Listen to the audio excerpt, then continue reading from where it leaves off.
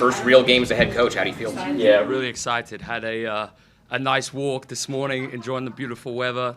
Got my thoughts together, but yeah, really feel prepared as a team, as a staff. So yeah, just excited to get out there. Long day of waiting. How much are you anticipating the atmosphere and the excitement from the fans? Yeah, I mean, I thought that first preseason game was incredible, and I know this is going to be another step up. So yeah, I just can't wait to see it and experience it in person tonight.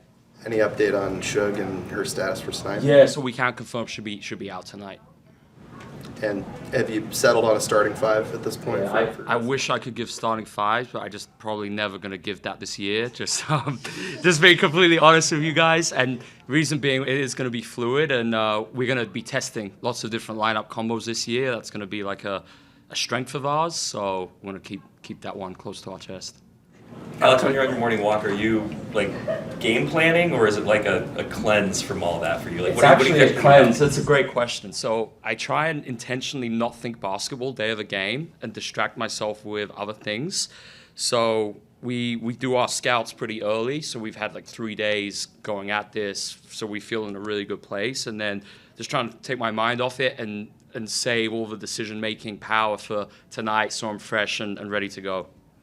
What's the key to clogging up the passing lanes when you have a player like Skylar Diggins who can pass like she does, but can also make as big of an impact with her scoring as well? Yeah, good question, Brendan. So I think just being really intentional with our gap support. So that is something we've emphasized defensively. Just how can we create different looks for the opponent with how we position ourselves in the gaps as opposed to being more flat.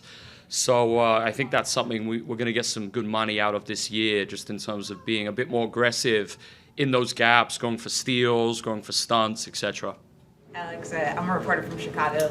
I've heard you say before that the game is trending toward maximum disruption on defense. Can you tell me a little bit about what that means? Yeah, absolutely. So really it's just how can we utilize a style of basketball where the opponent offensively can't always predict what we're going to be doing with our covers. So we want to basically create these different looks, especially, linking to Brendan's question, where there's a really dynamic handler, obviously like Skylar. It's how can we create these different looks which are more uncomfortable for them throughout the course of the game. So I think you guys saw that obviously in the preseason in those 2 games where we were using some more full court disruption. We had some what we call hits in there. So that's just going to be part of our DNA this year.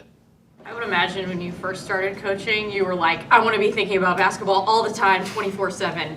So how did you kind of evolve to being like, okay, I need to step back on game days? And was that a little bit more difficult on a day like today when there's a lot more going on? Yeah, really interesting question. It was actually the more I learned about how we learn as human beings and getting into some of the nerdy stuff with like cognitive learning and all of that. And it's just, we have a finite capacity to make decisions. And if we're filling up that cup in the morning, making decisions that I think, we can make earlier to be extra ahead of it.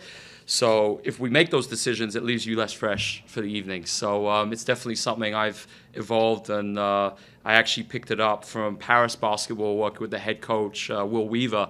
Will was always really intentional the day of the game, leaving stuff and making sure we had it all done beforehand. And it's just something that stayed with me. I always thought it was a great idea.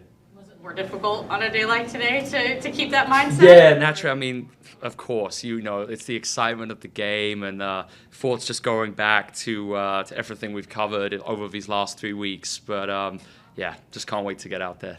Alex, I know you talked when you first got the job about being excited about the opportunity to build something from just the very ground up and to kind of take it from the very beginning to being a realized product.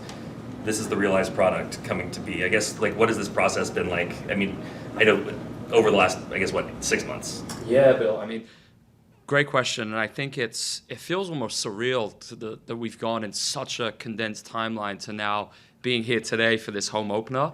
But I do feel like having the 6 months, even though we didn't have a team, it did allow us to really get ahead of our ideas as a coaching staff in terms of how we wanted to organize this program, how we wanted our practices to look like, and just all the processes from scout reports to how we use film, etc. And then once we obviously ended up with our players, that was when it was a real crunch, just in terms of making sure the way we decided to play offensively and defensively would fit the group, but also we wanted to kind of incorporate things that we felt could be a competitive advantage in the W. But yeah, I'm really happy with the group we have, Bill, and I think just, you know, a lot's probably being said about the age of the group. I think it's second youngest. Corrected myself after that last press conference. Washington are younger. But I just see so much potential in the group we have, and just really excited to see them grow with us throughout this season and beyond. You mentioned how it was a condensed time period, but even more condensed for you because you were multitasking NBA responsibilities and WNBA responsibilities kind of simultaneously. How did you balance all that? Yeah, I actually think it was the best thing to prepare for this, because I went back to Cleveland, you know, this past season. I was in an elevated role compared to my first season there, and being able to do more and have more responsibility just enabled me to come into this even more ready to go. And I think especially Kenny, you know, I've spoken about Kenny Atkinson's influence on me, and just having an extra year with him to work with, you know, one of the top coaches in the NBA I got so much out of it, and I think it actually it prepared me even more to then step into this and be ready to go. I have a logistical question about your move, since it was so uncertain, like when that transition was actually going to happen. When did you pack up all your crap? Because that takes time, and it doesn't seem like you had time. It's funny, you know, all our stuff just arrived a week ago from Cleveland, so it was sitting in storage a while, but not bad when you get to spend like 4 or 5 weeks at the Cascada with the thermal springs. But yeah, it's nice to now just be in a routine, settled in, etc., etc. Were you able to watch Toronto's first game last night at all? Yeah, I sure did. We had a nice gathering just with some of the staff, and yeah, we had the games on, so I was watching bits of that, and then just, you know, amidst conversation.